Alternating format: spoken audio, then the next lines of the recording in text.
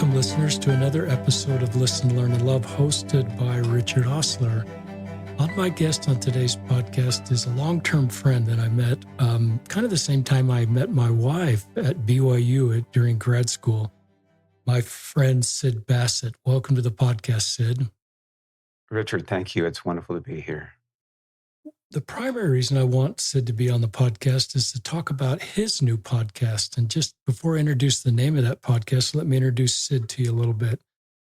My wife is from Houston, and there's some really great families in Houston that mentored my wife's families. They were converts to the church and were kind of the established Latter-day Saint families in the Houston area. And the Bassett family is one of those families. The Pitcher family would be another family. And as I moved into my YSA ward in Provo and met my wife, Sheila Juergens, at the time, then I met all these Houston people, and Sid is one of those men or one of those people. But Sid has had a long-term career with ConocoPhillips. He may talk a little bit about that, lived all over the world, took early retirement, and then got an MBA along the way. So we have very similar careers. But Sid then did a 180, and I'd like him to talk about this, and became a therapist.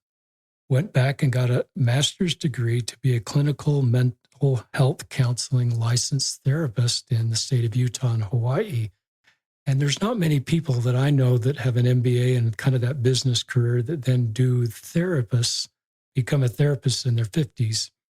And then Sid and his wife, Stephanie, were called to be mission leaders. Sid served as the mission president from 2022 to 2025, somewhere in Hawaii. He'll tell us which mission in a second. And I just thought when Sid got his call, wow, how effective are Sid and Stephanie going to be, not only with his understanding of the gospel and his love of everybody and his organizational skills, but this degree he has in clinical therapy. And he can't be the therapist for every missionary, but just the understanding of that space. I just thought that's going to help a lot of missionaries. So Sid is back now. Instead of going back into retirement, which he's never done, he doesn't know how to retire, listeners. He has started a podcast, and it's called Return Missionary Next Chapters. And I thought, well, what the perfect guy to do this? Someone who's been a mission president, has had this career, a lot of church experience, and then this added firsthand experience, as a mission president, but also as a therapist. And I thought, then I saw his episodes come out. He's on episode 18-ish, and he's taking on really important subjects that are great for returned missionaries, but great for all of us. So I just asked Sid to come on the podcast so that you, our listeners, can connect with his podcast and share his podcast, because it's really needed. I really hope it takes off. I think it's off to a great start. So that's a little bit of the background, and I'll just let Sid take it from there. And he's probably going to tell us a little about his story and also tell us about this podcast and what he hopes to accomplish. So unless I got anything backwards, sometimes I'm a little dyslexic and get bios backwards. You can correct anything I said or just run with it. Well, that was overly gracious, Richard. I will tell you that. And so I wouldn't correct a thing. You actually made me sound like a person that is worthy of listening to for a few seconds. So no, we appreciate that. You know what? I told Richard at the beginning of the show, I'm going to call him Richard, but I'm afraid I'm going to slip in, because this is almost the second time in my mind I wanted to call him Dick. And I have to, you may not know this story, Richard, but when we were at school, you were the MBA student. You were the one who had it all, the Beamer, the license plate that had your name on it. You had all those things. I had very little at the time. And I remember you were my Elders Quorum president. You took me out to lunch just to get to know me, which, there are hundreds of people. I don't know how you did that, but you upscaled my lunch that day and took me to Wendy's, which was very gracious of you. If I recall, you even got me a Frosty at the end, which was even an added bonus. So, that's kind of who you are, Richard. And I just really applaud the work that you're doing. I've followed your podcast for over 10 years. How many years has it been? It's about 10 years. 10, 11 years. That's quite a long journey you've been on, and you've affected the lives of hundreds of thousands, perhaps even more people. And you've been an inspiration to me. Another time we connected over the years was when I came by your home, and you were just showing me all the technical things required to put on a podcast. I remember thinking, wow, what a lot of work this guy's going through. And I thought, well, when I get to retirement, I surely won't be doing any of that. And Well, yet here I am. here you are. And yeah. Well, I guess I could go backwards a little bit. Nobody would have understood my younger years in Houston, though the Jurgens family, which you're now married into, were very, I would say, higher end family, if that were such a way of describing somebody. They were always an impressive group of people. I know your wife's father served in the community, and everyone knew who he was, and was very impressed all along. And then, of course, her brother Kurt, who I've known over the years as well, has gone on to a successful, as you bring up Sheila's parents, let me tell you something that's little well known, certainly to your audience, because they wouldn't know about her life growing up. But one of the great things about the Jurgens family is that they did not just live in the church bubble or community or whatever you want to call it. They lived in their community. They were a part of their community. Because where we grew up in Houston, Texas, I was the only member of the church in my school most of the time. There were occasions when there were one or two, but the Jurgens were a great example of being a part of the fabric of the community and not just sort of pulling out and being of your own, of the villagers helping to raise you, and not just being a part of that, being a part of the broader village. So anyway, big hats off. I can't believe they're both in their 80s now, their late 80s. It's amazing. So hats off to the Jurgens chiropractor career. And it was just great to follow you. And then to see you two come together was really a delight for me. Um, so yeah, if I go backwards a little bit, and my unremarkable career at ConocoPhillips, so it was really a lot of fun. It was one of the greatest careers anyone could ever choose. It was more finance, commercial related, and I did that for about 28 years before I sort of hit that proverbial number that you get to and you decide, you know what? I love my career. I love the people. I love everything about it. Why don't I go love something else? And I chose to retire. It was really a bittersweet ending to a wonderful career, one that's taken us all around the world. We've moved about 15 times, as you do in the oil and gas space. And we just met the greatest people and have stayed in contact with them over these many years, you included in that. After we retired, I think it was about probably the second day that I woke up and realized I didn't have to go to work anymore.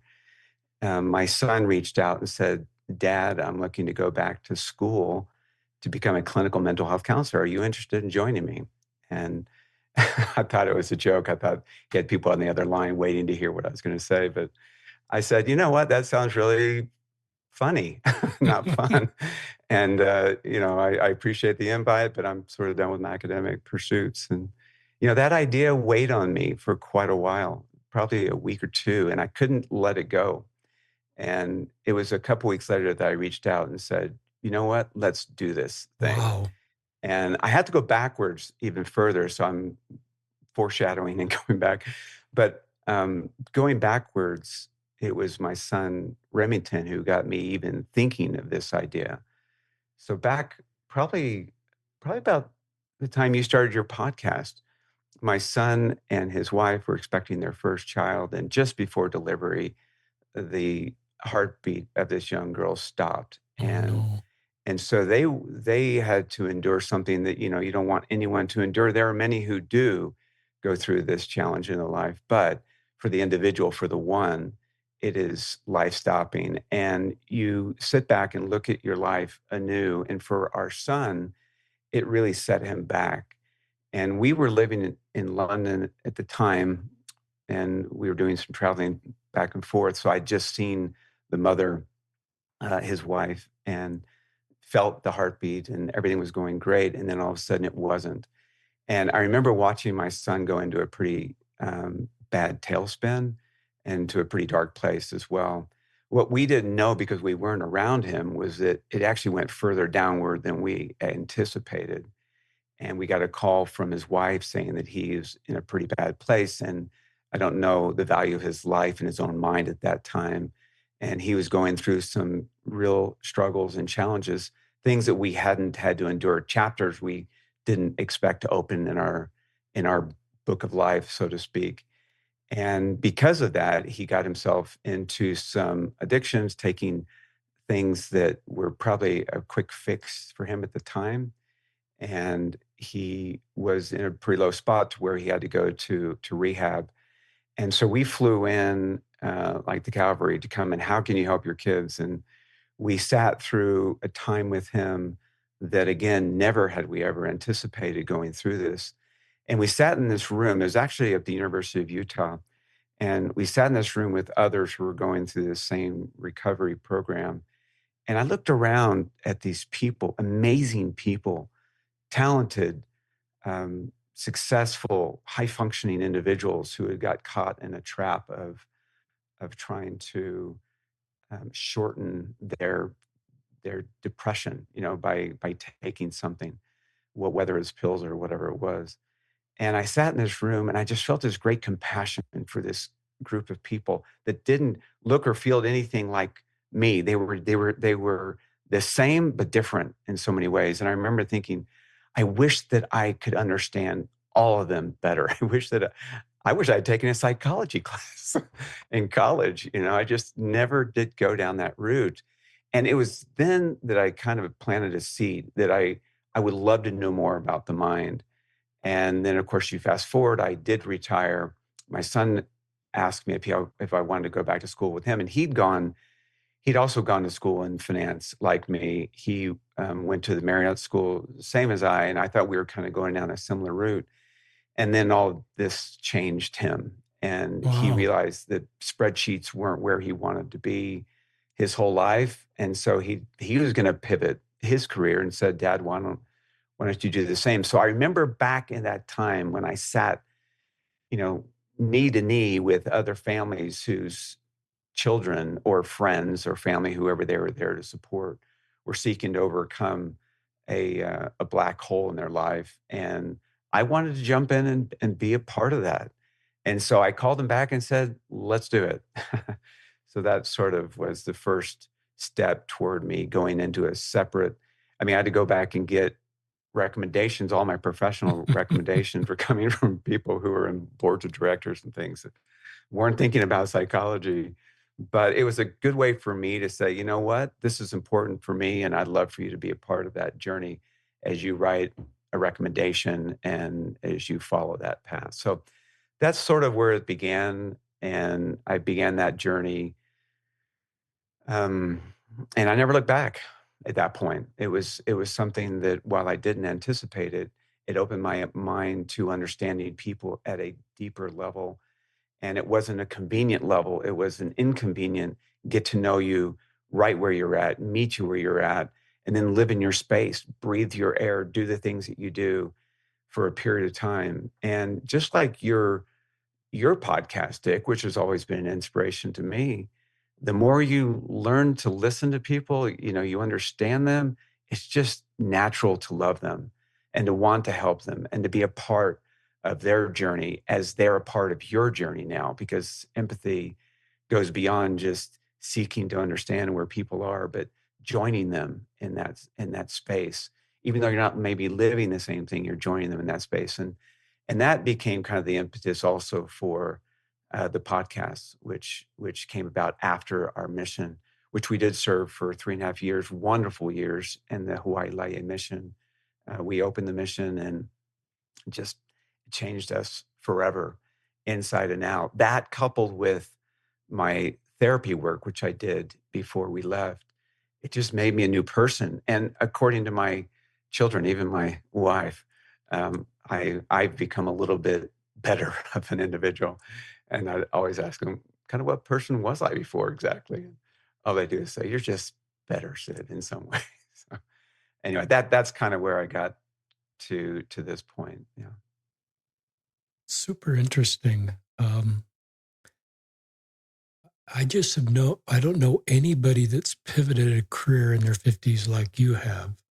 You could have been at the country club or wherever your favorite retirement place was for the rest of your life, but to go through this experience with your son, this heartbreaking loss of a grandchild, their child, to be at the U of U, knee to knee. I love the visual imagery of knee to knee, Sid, and recognizing there's a lot of people that are helping those that are suffering and your own son suffering.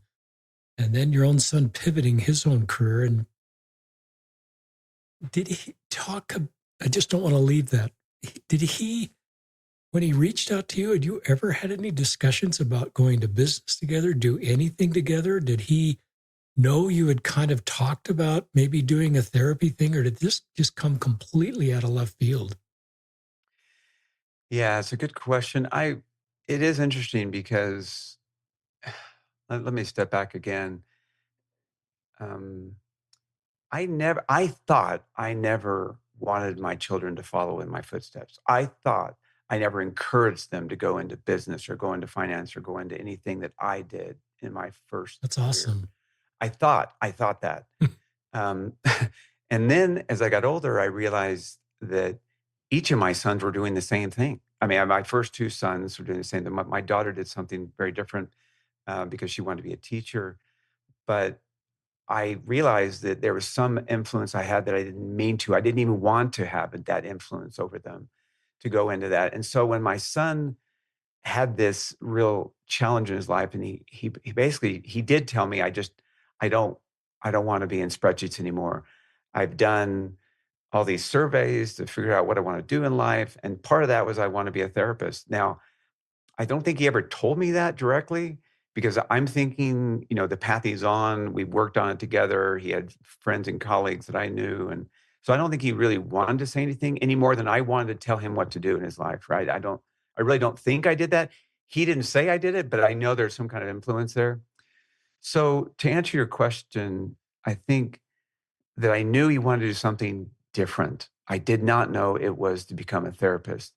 He went on to work at a residential treatment center, and I knew he was doing that sort of part-time to get away from the same community of individuals that he had when he worked. And again, I won't mention the company, but it was a wonderful company, and they treated him very, very well through all this period of time. But he realized that he was finding darkness in analysis and spreadsheets and things that he'd been trained to do. And while I understood that, there's still a part of me probably that yearned for him to work through that and to come out the other end stronger. But what I realized was that for him to go through that, he had to move and step away from that. And so then when he came to me asking if I wanted to go to school with him, it was a little bit out in left field to the extent that I really wasn't thinking about that. I didn't know he was thinking about that. But when he brought it up, it wasn't really a surprise in the sense that I knew he wanted to travel a different path and to pivot away from where he was. And why not go be a therapist? I knew he'd be wonderful at that. And so, yeah, we carried down that path together. We went to school together. We graduated about the same time. I could take a few more hours than he could because he was raising a family now. And so for me, I got a step ahead of him. I got faster. I got clients faster than he did. But then when I left on my mission, I think most all my clients went to him, which was great. And he did a better job with them than I could have ever. So. It's just the most unique story, and we need to get to your podcast. But my personality, listeners, is I get pretty, it's really hard for me to change gears. Like when I've got my day planned out and my kids message me and want to go to dinner, and I'm already kind of roped into what I'm going to do in the evening, it's sometimes really hard for me to shift gears and kind of pause. And I don't know what personality trait that is, but I think the older I get, the more I'm that way. And sometimes it might be even personal revelation from God to kind of move in a different direction or do something different. And it's been hard for me to do that. I've been trying, and I recognize that some of my own father, and I've been trying to change the culture a little more for our own kids. But you've got a personality type that I don't know how I assume you sat with that for a while and just didn't make that decision within 2 hours. I assume you talked to your wife, Stephanie, and spent some time in prayer, but it's a really interesting part of your character that allowed you to consider something. You're in your mid 50s. This is completely out of left field. I think you love the idea of working with your son, but he's pivoting and then he's inviting you to go in the same direction. And then it just opened this world to you. And there's so many people whose lives are better because both of you and your son, and then, serving as mission leaders in Hawaii. So any more on that subject before we move on? It's fascinating to me. I know no other story like it. Well, there is a common thread, Dick, or sorry, Richard, and I honestly, it's the same thread that you have that flows through your body and into your veins, and that is that above your personality, above sort of the desire to not make a change, is your willingness and loyalty to God, and there is this feeling that you come to recognize, like this is the right one to marry, or this is the right direction to go, or this is the pivot you need to make. There are those feelings. It's we talk to our missionaries about the language of the spirit that you come to understand in your life. You've communicated with that spirit for a long time, and when you feel that, notwithstanding what the natural man or body or inclination or muscle memory or whatever it is, personality, regardless of that, you say, I'm going to go. I'm going to do that. I'm going to follow that prompting because it's never led me astray in the past, and I'm going to carry on with that. So I think I think you give me way too much credit for that. And to be honest with you, I think while I'd like to take that credit, that I'm up for a big change here and there. I've got too much of my father in me as well, and I think consistently, he's a engineer by trade, and he likes order. He likes consistency in the direction you're going. Stick to that direction, and I like it too, frankly. But I like even more when the spirit whispers and you hear that whispering, and then I'm willing to just drop whatever it is and act. It's great. Just keep talking. You could talk about being mission leaders in Hawaii. You mentioned 3.5 years. Most of our listeners may pick up that, wait a second, I thought that's a 3-year assignment. I'd love you to talk about, I would guess there's times in a visiting with a missionary that you just left that interview and said, I am so glad I did that therapy work. Because even though you're not a therapist as a mission president, those skills probably came into a lot of interviews and you're able to help some missionaries in a way that that would not have been possible if you hadn't done that. So I'm guessing that's true. But Yeah. just keep sharing whatever you'd like to share. Well, that's hugely important, and you picked up on it pretty quickly. That I personally think that part of the messaging from heaven was you need this, you need to do this, or else you're not going to be as good or as effective at that. And I really do believe that going into therapy work helped me immensely, both as a father, but as a mission leader, because going into that space where you're meeting from people all over the world, we had 650 missionaries or Wow. so, and each one was so different, and they came from different family situations and backgrounds, and they had their own struggles, they had their own successes. Each one was just so very different, and to be practiced now and to go through the value of the research around this, to be able to just sit in that time in that place with these people and listen to them, it just augmented the love that you already naturally feel for your missionaries. And no doubt, hopefully they felt that, but we definitely felt that. And Stephanie and I would comment all the time about this newfound training that I've been through, that I'm more understanding, more empathetic, more able to see people and say, you know what, you're a child of God. And even though we're different in some ways, we're so much more alike than we are different. And I wanted them to know and feel that I may not be able to completely understand, and I don't need my autobiographical, you know, bur- you know, words that just flow out of them. Well, let me tell you what I used to do. And let me tell you, because we get that a lot. And my experience was like this: you can't do that as a mission leader. You shouldn't do it as a friend, frankly. But as a mission leader, you just cannot do that. You've got to hear them, see where they've come from, feel where they've come from. And once you do that, boy, you stop giving a lot of advice and you start feeling, how can I help this person? And that really is the segue to the podcast, to be honest with you, because what I found was, especially when I got home, when I was on the mission, I wasn't even thinking about this, but when I got home, you had all these missionaries that you've been wanting to talk to, and they've wanted to talk to you for 3.5 years. Yes, the extra 6 months added there is we opened the mission. And so they knew I needed 6 months of remedial training to get up to speed. But It's not the whole anyway, story. but that's the timing was right. That's when the first presidency approved it, was not in July, which would have been a convenient time to transition, but in January of that year, 22. But so as you go forward into that conversation, I realized that every single one of my conversations with missionaries were people coming home from the mission, and some were doing fine. Some, they had a plan.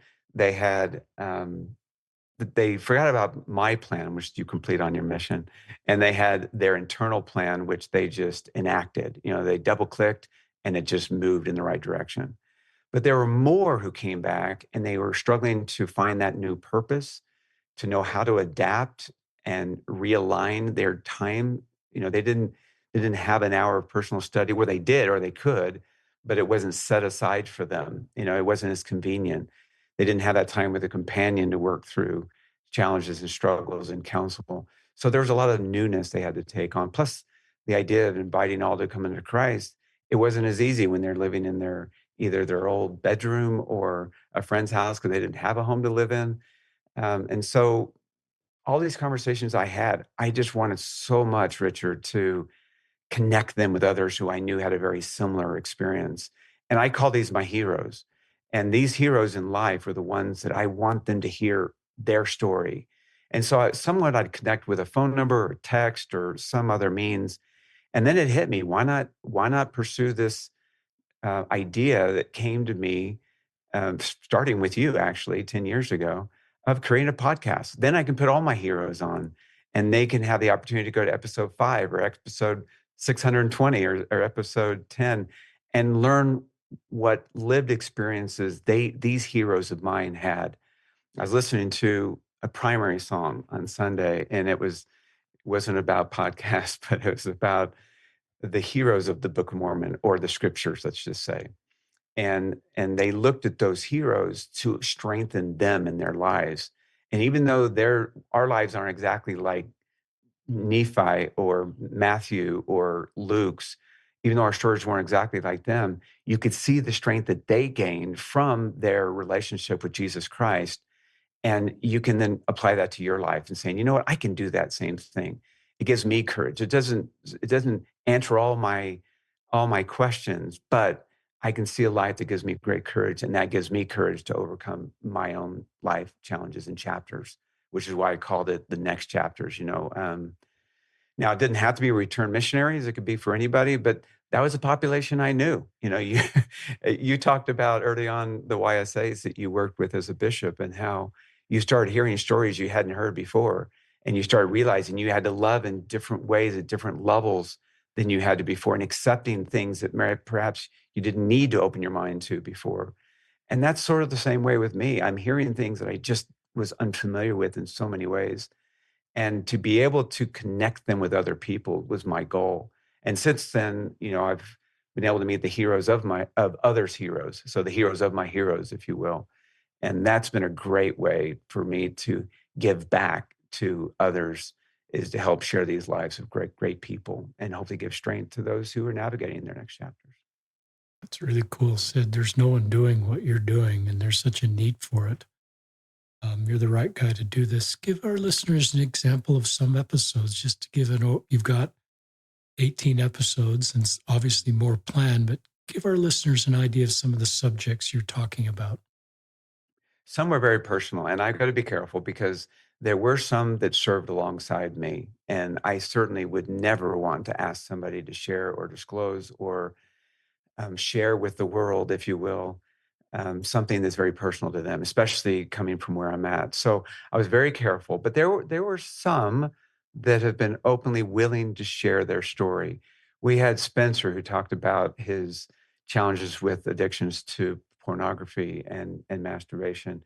We had um, I'm going to call her Sister Aquino, because that's how I most know her as, who's willing to talk about scrupulosity, and how things that we hear get retwisted or rewired almost in our mind to point to us as being bad or wrong or not worthy or evil almost.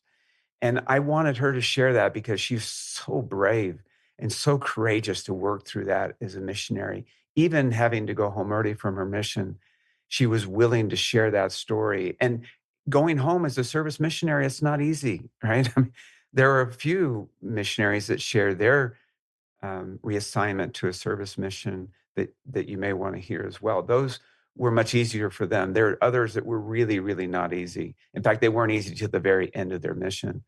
But she was willing to share that because she's subsequent to that time been able to share that with others and strengthen them. So there's a few like that. There are some that just, we had one missionary who just went on to become, she was in the Miss America pageant, and she just was exceptional from day one. And whatever she chose to do, she just sort of did.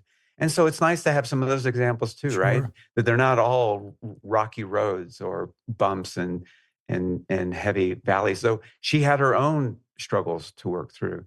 And then some of our dear heroes of mine, like one who endured 4 ACL surgeries as a Division One basketball player, athlete, incredible. And then having setback after setback after setback, and having to have her endure that. And then to hear her testimony, her love for her mother, first off, who used to leave her little notes of encouragement, and then the courage to get back on that court and grind it out. These are all stories of people that I've just learned to love and appreciate. The dean of the business school at Texas A&M University, I didn't know him, but he was a hero of a hero, and he tells this incredible story of how he lost a child before the age of 1, and how every single week he and his family would go to her gravesite and say a prayer together as a family. I'm just thinking, who does that? Who has the courage and strength and the capacity to do something like that? And to have him share the most vulnerable parts of his life and open up to helping other people, I just think is really courageous. And again, another hero of mine added to my list. I love these topics. Talk about just a little, listeners. You've heard me talk about scrupulosity. Our son went on his mission to Samoa with undiagnosed scrupulosity and got in a really dark place. And we, as parents and the mission president and President Sturt, we've talked about before, a common friend was the stake president at the time, and we recognized something was going on here that none of us had the expertise to diagnose. There was missing pieces of the puzzle, and um, he was, in a really dark place, but sustainable, that no one felt he needed to come home, and worthy through multiple interviews. Everybody said this kid's still worthy, and he's a great kid. He's our youngest son, Ben. We've talked about him in the book, and he's allowed me to share his story a little bit. But one day I went to lunch with Kent Griffiths, therapist, and I just was explaining these symptoms. I felt impressed to open up, and just like you, Sid, in about 3 minutes, he said, "Have you ever heard of scrupulosity?" And I go, "Well, I've heard of the word." And he just, and it was just this incredible moment of answer to prayer. And once we had a possible diagnosis and shared that with, the mission president and a mental health counselor, Becky Edwards, that was serving on Samoa, that actually had some experience in this, everything just changed. It wasn't really complicated. But boy, I've always thought, I wish that was part of mission prep training for priesthood leaders and missionaries, that, this is kind of something that might be part of your life, and this is what it is, and name it and understand what it is. And so that's been really eye-opening for us as a family. And we've done some podcasts on that, like you have, on brave people that are willing to talk about scrupulosity. Tim Chavez from Faith Matters opened up. He says he had this undiagnosed. And he said, I said, "How'd you get through your mission?" He said, "The only way I could get through is I thought I was beyond salvation, but I still could help others." And, Tim later applied and was accepted to Harvard MBA school, and talked about withdrawing because he had other people look at his essays and he thought he cheated. And his wife just said, "Time out. You've got something going on here that needs mental health diagnosis, because you did not cheat. You should not withdraw from Harvard MBA school." And I'm kind of laughing, but that's where Tim was, because he really cares. Scrupulosity attacks those that really care. So you know more about this than I do. I just know it from a parent's standpoint. But I'm just talk about scrupulosity for anybody that's not aware of that as a mission president, a priesthood leader, and as a therapist. Yeah, it is a form of OCD, and for anyone who knows what OCD can look like, it can manifest itself in different ways to different people, but you can kind of pick up on it pretty quickly with a few things, especially as a mission leader, when you see people who just can't ever feel like they've been forgiven. They've gone through all the steps of repentance, they've confessed to God, they've done everything to rectify anything they've done wrong to the extent that a priesthood leader was involved and needed to be involved. They've done all that. They just can't wipe away the stain that they feel like they perpetually have. And no matter how much they try to wipe it away from themselves, it stays with them. It stays on their hands. It stays almost everywhere with them. And they just feel unworthy. It's the idea that, we teach that we love the sinner, we hate the sin sort of thing. They don't distinguish between those two very well. They are a sinner. And once a sinner, it's hard to ever become anything but. And so you have to find a way, especially if you're applying, these are not interventions that we use in science. So I'm not speaking for my mental health colleagues or practitioners out there when I say this. But as a mission leader, it was really easy for me to say, can we go back and look at the Savior's life? Can we listen to what he taught and not only listen, but apply it to ourselves? It's so easy to apply it to others, but it's really hard, especially when you have this sort of black and white thinking of I'm either a sinner or I'm a saint. You've got to look at that in a more nuanced fashion and realize that the Savior's infinite atonement can work for you too. And when people understand that, they believe it, right? They intellectually can understand that oftentimes, but they can't internalize it. They can't really believe it. And so when we talk about things that people have done wrong and they've worked through the repentance, all they remember is that they've done something wrong. That's all they remember. And so it's a struggle for them then to get to the point where they can actually apply the healing, cleansing power of the atonement of Jesus Christ to where they can then say, I'm free. I'm free because of him. And that is something that they will probably work on most of their lives, even as they intellectually understand what's going on inside of them. Even when a bishop can say, stop repenting of this. You don't have to come back to me anymore. This is even when they get all these reassuring words of comfort, there will likely be some trigger that will bring them back into feeling less than somehow. And I don't apply that to religion. I don't apply it to the Church of Jesus Christ of Latter-day Saints. I apply it to a mental health disorder that's in the same field as OCD that is just really hard for people to get through and to work on. And so hearing the stories that Kiana shared on our podcast, hearing that story and being able to say, you know what? I feel that exact same way. If she has the courage, I can have the courage. We build off it. And I know that's sort of what your podcast in some ways is all about, is allowing people to be courageous.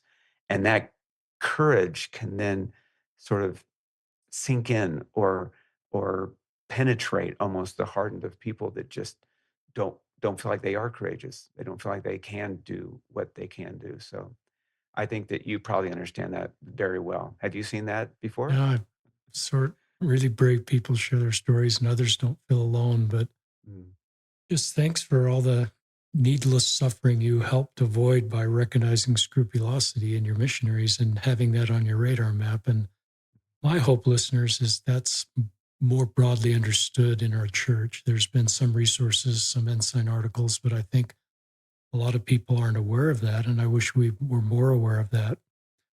And because really good people suffer. And so I just love all these different topics. I've got you. What would you? I could ask you some questions, but my feeling is just to continue to share what's in your heart for our listeners, mm, Sid. mm. Well, I guess what I would say is, if you look at the power of what you're trying to do, Richard, it is to allow stories to speak to the heart of individuals. A cause is wonderful. to have a cause, to stand behind it, to raise, your banner high behind a cause, that's wonderful. And intellectually, logically, it makes so much sense. But your heart is really impacted when you can hear, kind of a real lived story experience that touches you from within. And that sometimes has more power to change than just the power of understanding a cause or an idea. And so, I think that you look at discipleship. Discipleship can be read, it can be studied, it can be applied in certain ways, but until you have a deep conversion in the Savior Jesus Christ, discipleship is sometimes going through the motion. And so I believe that we find greatest change when we can feel the story of another and have the Spirit speak to us. I mean, the scriptures is the greatest example, in my opinion. We're asked to liken our scriptures to ourselves, right? How in the world are we going to liken the war chapters when we've never been through a war? How can we liken the idea of being at the feet of the Savior Jesus Christ when we've never physically been at the feet of the Savior Jesus Christ? And I think the reason why we liken the scriptures unto us because that is where we find the courage from within to step out and do hard things because we're doing it with him. And so I really do believe that your stories and the stories that have been shared by our guest and will continue to be shared by our guest, those are things that I think people can take a moment to listen to. And if they do, they'll probably find great strength, even if they didn't walk that exact same path. So I just wanted to throw that out there as an idea, as a concept, and really just to throw it back at you, because you, Richard, have been one who have what 700 some odd stories, 800. I don't know how many stories you've got out A there. lot out there. A lot out there. Each of whom, each of these individuals are unique stories to themselves, even though they may talk about scrupulosity, they may talk about pornography, they may talk about even though they're much the same, they won't hit everyone else in the way that perhaps they could if they get the right one. And so I encourage people, even on your podcast, if there's one on a particular topic, listen to the second one, listen to the third one, because that may be the one that really hits you deeply enough and gives you unfound courage to be able to endure the chapters that are yet to come in your own life. And I think I've definitely seen that already. I've been so surprised by those who've reached out to me and said, Sid or president or whatever title they want to give me, son of God, however they reach out to me and they just say, this story on this person has really, Janie, for example, I've had her reach out the story of Janie. Janie was a missionary who couldn't even make it a transfer. She said, I just couldn't make it. And she came back and she felt like a quitter. She felt like somebody who couldn't go on anymore. And yet, fast forward in her life, she was married to a great partner, and they were going at life's journeys together. They had children now, and he was at work and just couldn't go on anymore. And he decided that he couldn't go, and he quit. And she was furious. How could you quit? At this time, he was the sole breadwinner in the family, and she just couldn't understand why he would make that decision. Well, then it hit her, right? She remembered a time when she had to quit because she could not go any further. And somebody reached out to me. They were about ready to quit. Not that we're encouraging everyone to go quit anything they start, but if you feel that strong spiritual prompting to change, to pivot, to do something different, had the courage to do that. And they reached out to me, didn't know Janie, didn't serve a mission, didn't have anything that you might would think was exactly the same storyline. But the courage of one can build on the courage of another. And that is what I've found already in this podcast. And no doubt, Richard, you've experienced that over the 10 plus years you've been involved in this. For sure. How do people reach you if they'd like to be on your podcast? Oh, the paid advertising. No, nobody gets paid here. We encourage people to go out to Instagram if they have Instagram at RM Next Chapters.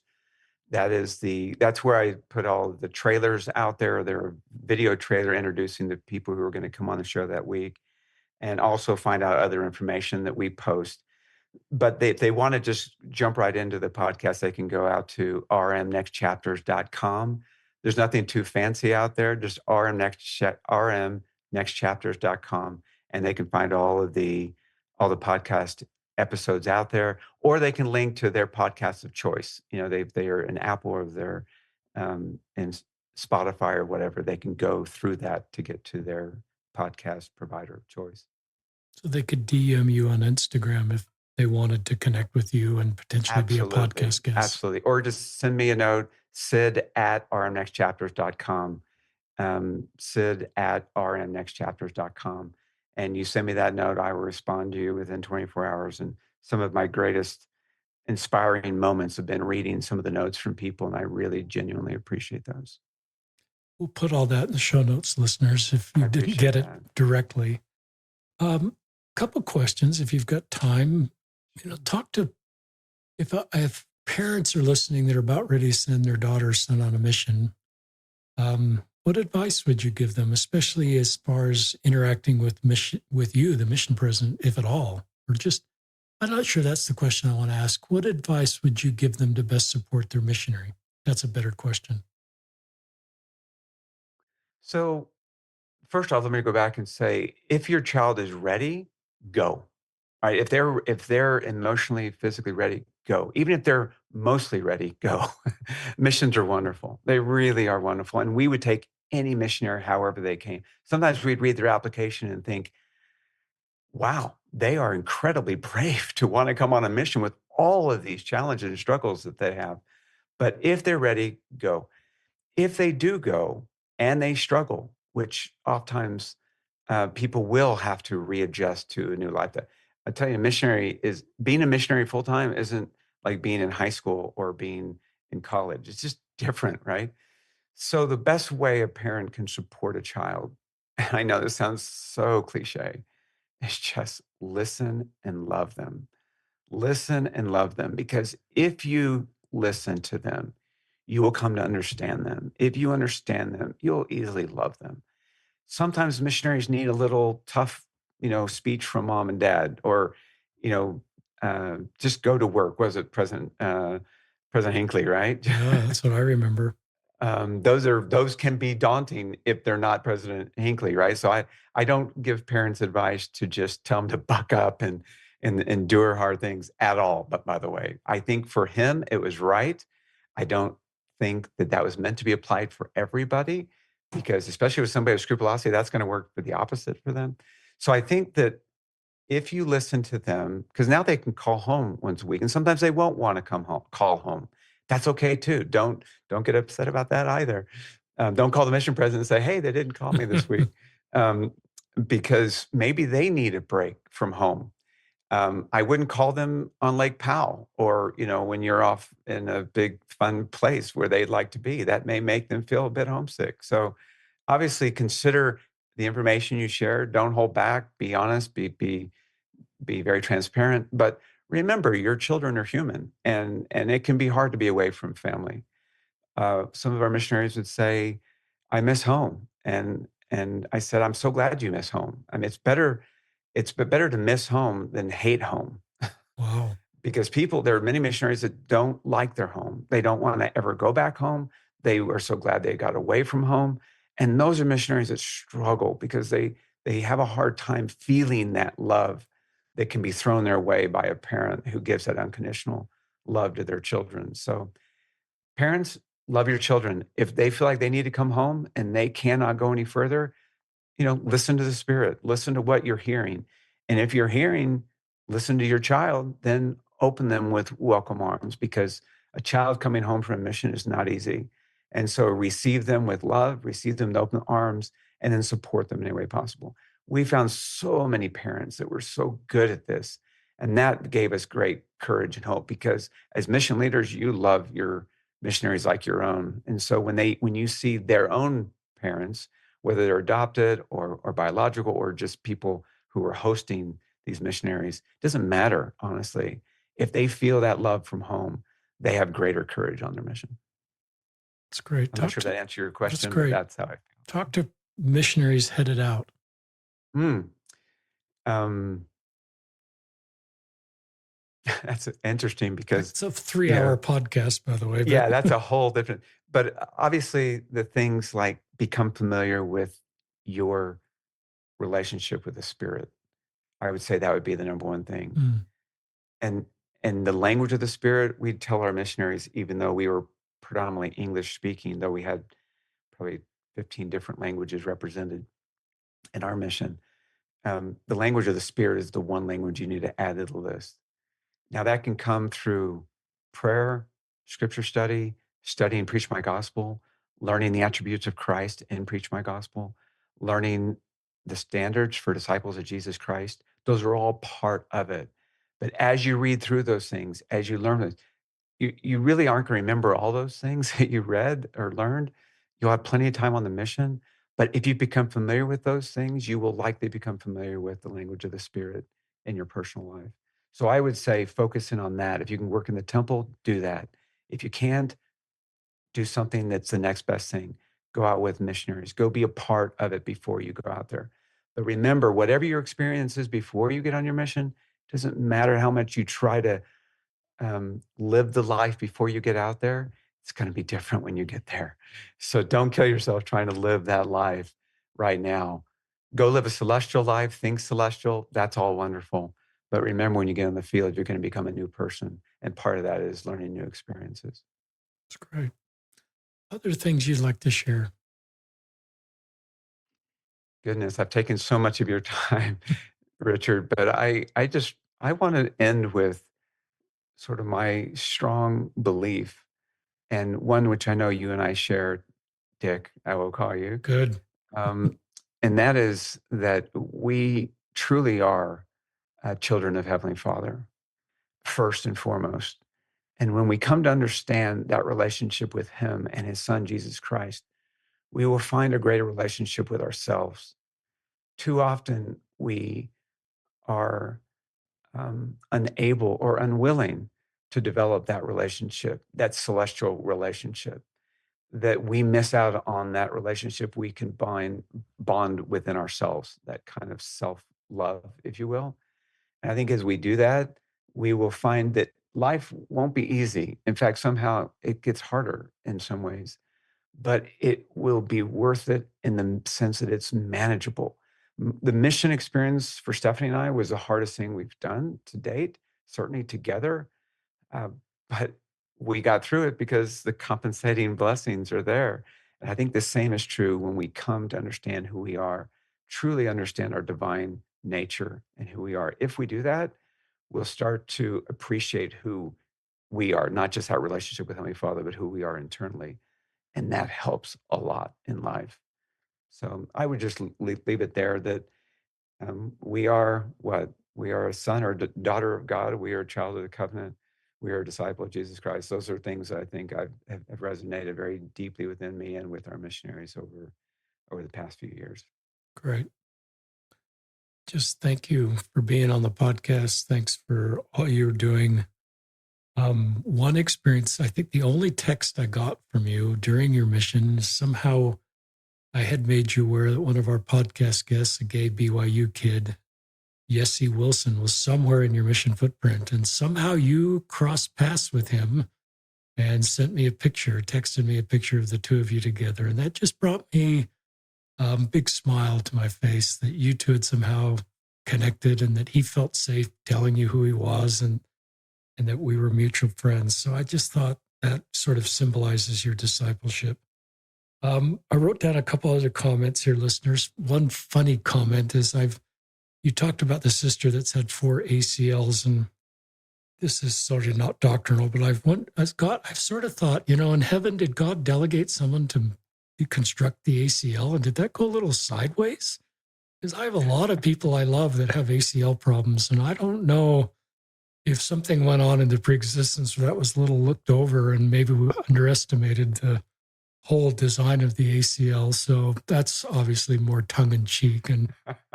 But Well, a lot of I'm glad to people I hear that, love, though. a lot of people I'm I glad to hear. love have I ACL love that issues. because I'm part of that. I'm part of that class. I'm 8 months recovered from my Oh, are ACL you? surgery since I got home from my mission. Yeah. Oh my gosh, that is. And anyway, so I've just a lot of people I love, and that has not come my way. Another thing I thought about, just as I wrote down some notes as Sid was talking, is my hopes is that we teach the softer skills sometimes. A lot of the training meetings I've gone to as a church person. I don't mean to be critical as much as just inviting. It's been very administrative. And obviously, in all my church callings, I needed to know the administrative side of my responsibility. And that can sometimes consume an entire training meeting.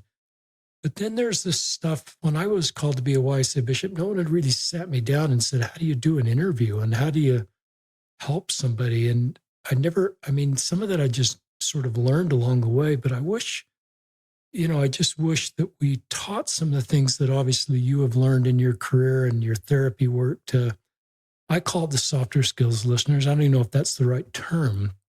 It's the Christ-like attributes in chapter 8, if it's still in chapter 8, but it's these skills that Sid talked about kind of in these interviews of the importance of listening. The longer I served as a YSA bishop, the less I talked.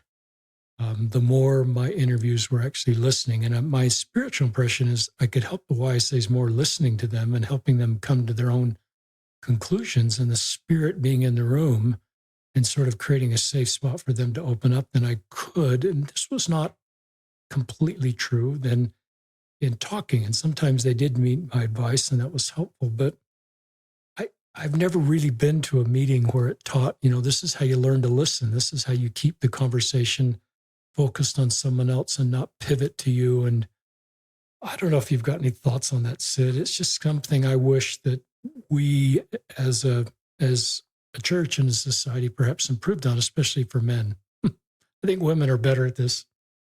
I think it's a natural gift. Not wanting to be sexist here, but I think it's a natural gift. Certainly found more in women than men. But I think the church is doing better, and I think they are really trying to do better in that particular space that you just mentioned. I'm so happy that they've come out with this new section on Gospel Library called Life Help. It's not Yeah, perfect. tell It us doesn't have about everything. that. So if you go out to Gospel Library, if you have the app, if you go to Life Help, here's the different topics that are covered. I'll just throw out a Good. few: abuse, addictions, divorce, employment, family finances, grief, hope, mental health, uh, parenting, pornography, self-reliance, same-sex attraction, transgenderism, suicide. It goes on and on. There's really quite a lot of topics. Again, are they perfect? I think perfection was never meant for us to be attained in this life, but we're just trying to get better and better and better. And these help sections that are found in Gospel Library that each of you can go out right now and open, I think you'll find the effort that the church is really trying to take to do better at this. They will talk about what a bishop should or shouldn't say. And it talks about that in there. You shouldn't say, I understand, or I've been there, or those aren't the things that you should be saying. You just need to listen. As you said it so well, Dick, that when you listen to somebody, if you just stop and listen, it's amazing what you hear.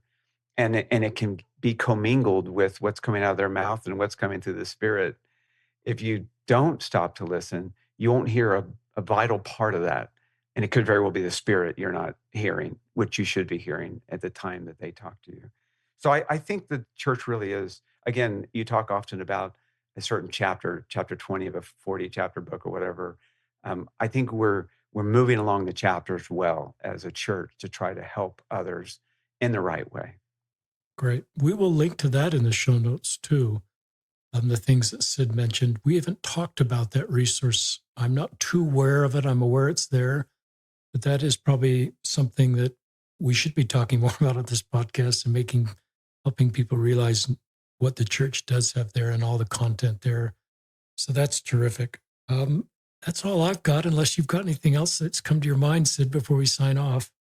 Now, Papa Osler, Dick, you're absolutely one of my heroes. I want to thank you for not just being on your show, but for being a mentor over all these years of my life. I remember another time when I was in a difficult crossroad with my career, and you were working. Was it Novell? Were you Yeah, working at years had a ago? 4-year stint at Novell. You gave me some of the greatest Uh-oh. advice, and it helped me significantly at a time when I needed it. And I wasn't even the number 1 or 2 or 3 or 20 or even 100th person in your life. But because I reached out, you took the time to listen. And I just think that your listeners already know this. but it goes way back to your earliest of years. So I just want to say thanks to who you are and what You're, you represent to so many of us out here. So you're a thank you. dear friend, Sid, and those were great times to get together. I felt like when I fell in love and married Sheila Jurgens, I got this Houston group with me. People like Sid Bassett and Tom Pitcher and these wonderful families. And I love you talking about Sheila's parents. I've never talked about Sheila's parents on the podcast. And um, Eugene and Jeannie Jurgens, they're 89 and 93 respectively, alive in Houston, and just remarkable people for joining the church. My wife was about 8 years old when they joined the church, and like you said, they've been just terrific people, and but they had wonderful mentoring couples like your parents and the Pitchers and others that just kind of took them under their wings and loved them and helped them as they were new converts into the church. And it's a beautiful story of loving people, and so I have this permanent love in my heart for Houston. Not all their sports teams, but certainly the LDS community in Houston. And for you, Sid, that I met at Carriage Cove. I think Carriage Cove still exists at BYU, listeners, and the great experience we shared there. So RM Chapters, rmnextchapters.com is the website. Please go to that. Please connect with this podcast that is scaling up, and I think is going to be something that will be really important in our faith community. And share these episodes, become aware of these episodes. I really feel impressed to use my platform as much as possible to help scale what Sid's doing, because I really believe in what he's doing, and nobody is doing what he's doing given his life background and the spot he's in right now, especially helping return missionaries. There's probably 70,000 missionaries serving. So if half come home every year, that's 35,000 newly returned. Quick math there, newly minted return missionaries. Minted, I like that. That need this kind of content. So thanks for following your impressions. And this is Sid Bassett, Richard Osler signing off another episode of Listen, Learn, and Love.